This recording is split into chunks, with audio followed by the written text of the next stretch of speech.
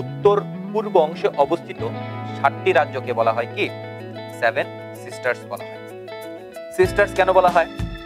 Sisters বলা হয়, আসলে এটা একাডেমিক না, বোঝার সুবিধার্থে বলি। আমাদের দেশে সাধারণত নারীদেরকে সম্পত্তি দেওয়া হয় না, তবে সম্পত্তি দেওয়া না হইলেও তারা কিন্তু মিলেমিশেই চলে এবং পরিবারের সাথে সুসম্পর্ক বজিয়ে রাখে। ঠিক একই রকম ভাবে এই 7 সিস্টার্স এরা স্বাধীনতা চায়, কিন্তু ভারত তাদেরকে স্বাধীনতা দিতে একেবারেই না চাচ্ছে, কিন্তু তারপরেও তারা ভারতের সাথেই রয়েছে। সেই দৃষ্টিকোণ থেকে চিন্তা করলে এটাকে 7 সিস্টার্স বলা যেতে পারে। তবে একাডেমিক কথা হচ্ছে ভারতের উত্তর পূর্বাংশে 7টি রাজ্য যারা 7 সিস্টার্স নামে পরিচিত, এবং এই 7টি রাজ্যই হচ্ছে স্বাধীনতাকামী। এই 7টি রাজ্য কি? এই 7টি রাজ্যকে এক লাইনে মনে রাখার একটা উপায় আছে, সেটি হচ্ছে আমিত্রি মে অনাম। আতে আসাম, মিতে মিজোরাম, ত্রিতে ত্রিপুরা, মেতে মেঘালয়। তাহলে আমিত্রি মে আসাম, মিজোরাম, ত্রিপুরা, মেঘালয়। অনামতে বোঝায় অতে অরুণাচল, নাতে নাগাল্যান্ড, মতে